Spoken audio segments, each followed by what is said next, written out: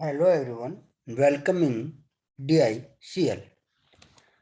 तो जैसा कि हमें पता, हम अपनी यूनिट 4 सेकेंड टर्म के लिए चली हुई हमारी JavaScript.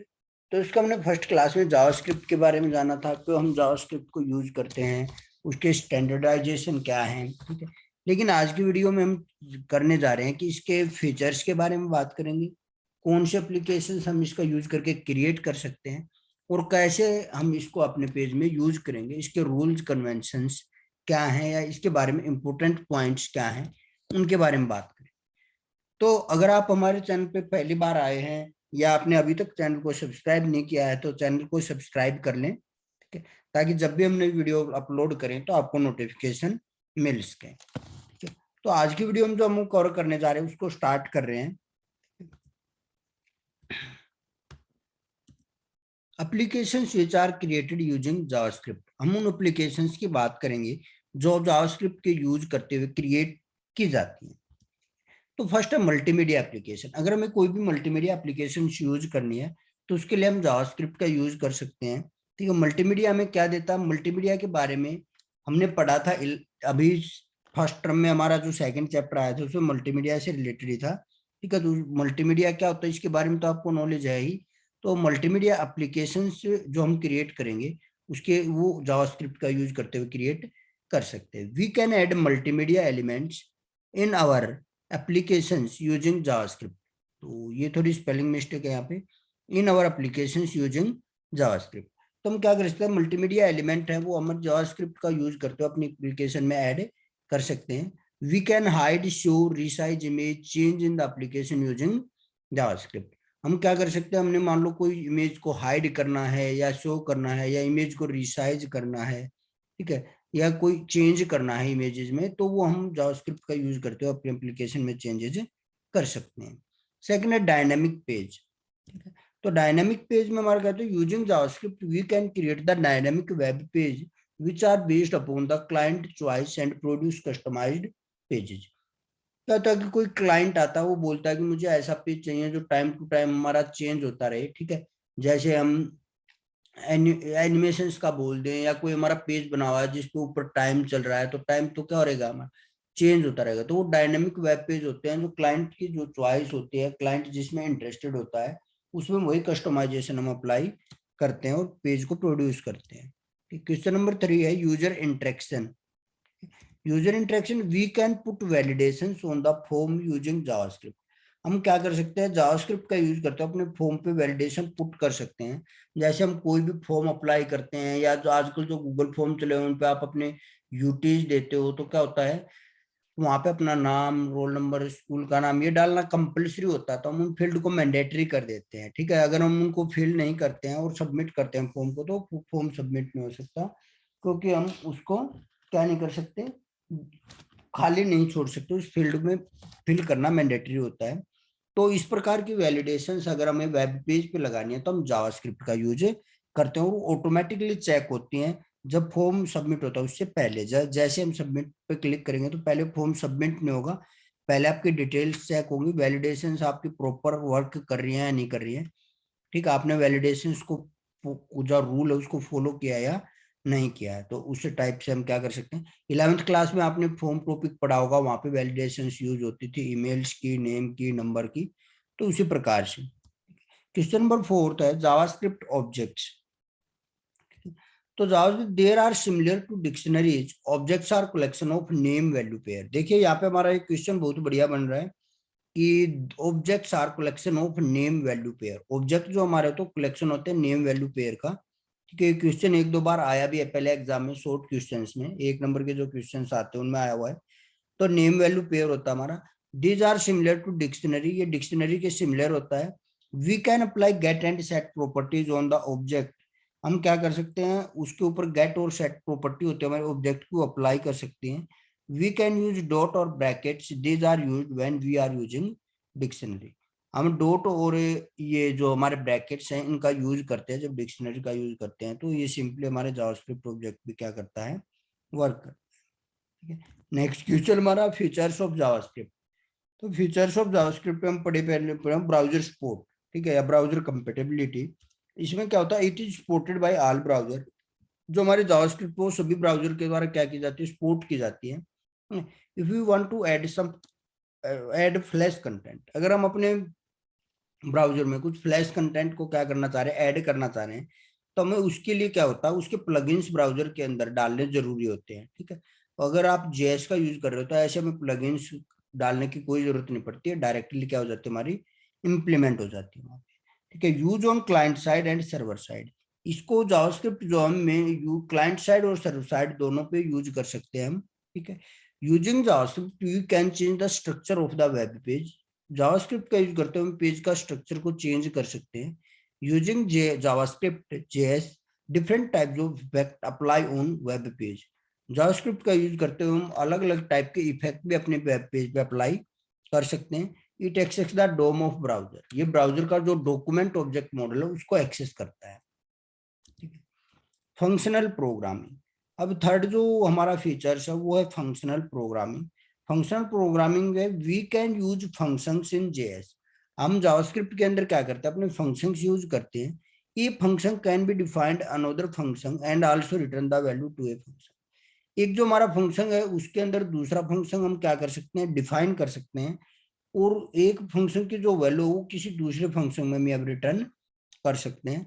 Anonymous function are also available in JS, यानी जिन फंक्शन विदाउट नेम के जो फंक्शन हमारे होते हैं वो भी हमारे क्या है, जावास्क्रिप्ट के अंदर अवेलेबल है। ऑब्जेक्ट स्पोर्टिंग, ठीक है, it is an object oriented language, ये जो हमारी है ये ऑब्जेक्ट ओरिएंटेड नहीं कह सकते, बेस्ड कह सकते हैं। It is an object based language, it is support two objects and inheritance in a different way like CPP Java and other. ठीक है, ये हमारे जो अदर लैंग्वेजेस हैं, सी प्लस प्लस है, जावा है, और अदर जो प्रोग्रामिंग लैंग्वेज है वो हमारे इनहेरिटेंस और ऑब्जेक्ट को सपोर्ट करते हैं, तो ये भी करती है। तो it support mostly all O concept, तो ऑब्जेक्ट ओरिएंटेड के जो कॉन्सेप्ट हैं इनको ये लिए हुए है, इसलिए हम इसको क्या बोल देते हैं, ऑब्जेक्ट ओरिएंटेड लैंग्वेज भी बोल देते हैं। ठीक है, इसके बाद है रन टाइम एनवायरनमेंट, इसका जो एनवायरनमेंट है, रन टाइम एनवायरनमेंट क्या होता है, जहाँ पे हम वर्क कर रहे हैं वहां पे कोई एनवायरनमेंट होता है, उसी प्रकार जावास्क्रिप्ट भी जहाँ पे वर्क करेगी उसको अपने आप को रन करने के लिए उस एनवायरनमेंट की जरूरत होती है। ठीक है, तो उसे हम रन टाइम में, JS depends on run time environment, JS किस पे डिपेंड करते हैं, हमारे रन टाइम एनवायरनमेंट पे डिपेंड करते हैं, अगर हमें रन टाइम एनवायरनमेंट नहीं मिलेगा तो हमारा जेएस वर्क नहीं करेगा। It provides objects and methods, ये रन टाइम क्या करता है, हमारी जावास्क्रिप्ट को ऑब्जेक्ट और मेथड प्रोवाइड कराता है, which help script to connect with the outside world, जो हमारी हेल्प करते हैं, जो स्क्रिप्ट है उसको कनेक्ट करते हैं आउटसाइड वर्ल्ड के साथ। ठीक है, it is JS implementation not a language feature, ये हम इसको फीचर्स नहीं कह सकते, एक जावास्क्रिप्ट उसकी इम्प्लीमेंटेशन है। ठीक है, क्लाइंट स्पेसिफिक एक्सटेंशंस, ठीक है, तो it is managed by Mozilla foundation, जो क्लाइंट स्पेसिफिक है, ये जो जावास्क्रिप्ट है ये मैनेज जो की जा रहा है मोजिला फाउंडेशन के द्वारा की जा रही है। ये Mozilla foundation time by time इसमें नए नए फीचर्स ऐड करता रहता है। ठीक है, लैंग्वेजेस के, तो ये जो फीचर ऐड होते हैं ये बहुत ही कम इंजन है जावास्क्रिप्ट के जो उनको सपोर्ट करते हैं न्यू फीचर्स को। सपोर्ट ऑब्जेक्ट बेस्ड फीचर्स, अब देखिए ऑब्जेक्ट ओरिएंटेड, अब ऑब्जेक्ट बेस्ड की बात आ गई, तो देखिए ऑब्जेक्ट ओरिएंटेड और ऑब्जेक्ट बेस्ड अलग अलग चीज है। ठीक है, ऑब्जेक्ट ओरिएंटेड के 5 से 6 फीचर्स होते हैं, उनमें से 2 या 3 फीचर अगर कोई लैंग्वेज यूज कर रही है तो ऑब्जेक्ट बेस्ड लैंग्वेज होती है। ठीक है, JS having some feature of object based language, JavaScript क्या होती है, कुछ एक फीचर लिखते हैं ऑब्जेक्ट बेस्ड लैंग्वेज के, so it is known as object based programming language, इसलिए हम इसको ऑब्जेक्ट बेस्ड प्रोग्रामिंग लैंग्वेज के रूप में जानते हैं। In JS we can create object instances, हम इसके अंदर ऑब्जेक्ट के इंस्टेंस क्रिएट कर सकते हैं। In we can use new operator, और एक न्यू ऑपरेटर का भी हम यूज कर सकते हैं, ये आगे आएगा न्यू ऑपरेटर का आपको कैसे यूज होता है, हम इंस्टेंस क्रिएट करने के लिए ही हम इसका यूज करते हैं। तो we can use new operator, ये दो दो चीजें ऐसी हैं जो इसको object based programming language prove करती हैं। ठीक है, ये दोनों ऑब्जेक्ट बेस्ड के होते हैं, ऑब्जेक्ट का इंस्टेंस अगर हमें क्रिएट करना है या हम न्यू ऑपरेटर का यूज कर रहे हैं तो ये हमारे ऑब्जेक्ट बेस्ड लैंग्वेज होती है उसमें भी यूज होते हैं। तो ये दो हाईली प्रूव करते हैं कि ये हमारी क्या है, ऑब्जेक्ट बेस्ड लैंग्वेज है। Using JS we can handle simple as well as complex task. JavaScript का यूज करते हैं हम सिंपल से सिंपल और कॉम्प्लेक्स से कॉम्प्लेक्स टास्क को हैंडल कर सकते हैं। It is more beneficial for web designer. Web designer के लिए बहुत ही बेनिफिशियल है। क्यों? एक तो इजी टू यूज है, एक हमारे पास टेक्स्ट एडिटर और एक ब्राउजर के अगर हमारे पास है तो इजिली इसको यूज कर सकते हैं। ठीक है, इसके लिए मैं एक्स्ट्रा प्लगइन्स या सॉफ्टवेयर डाउनलोड करने की जरूरत नहीं पड़ती। इसके बाद आता है some important points about JS. तो जब हम जावास्क्रिप्ट यूज कर रहे हैं तो हम इसमें 4 से 5 इंपॉर्टेंट पॉइंट्स हैं जिनके बारे में हम रीड आउट करेंगे। तो फर्स्ट हमारा it is case sensitive language. जो जावास्क्रिप्ट है हमारी वो केस सेंसिटिव लैंग्वेज है। केस सेंसिटिव से हम क्या समझ सकते हैं? केस सेंसिटिव होता है, मालूम है कि सिंपली लेता हूँ, वेर ए लिया मैंने एक, और एक ले लिया वेर ए।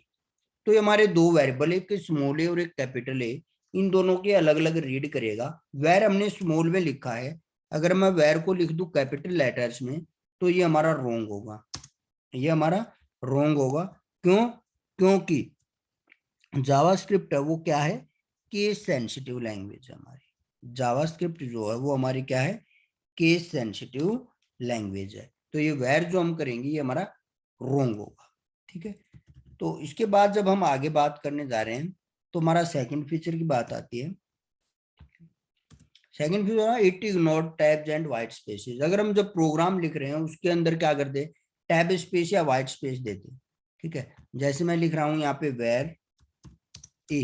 ठीक है, अगर मैं इसके अंदर एक स्पेस और दे दूं, ठीक है, या फिर वेर के अंदर टैब स्पेस दे दूं, तो इनको क्या करेगा? इग्नोर कर देगा, रीड आउट नहीं करेगा कि ये स्पेस है ही नहीं। ठीक है, नेक्स्ट हम बात करें it ignored line break except statement.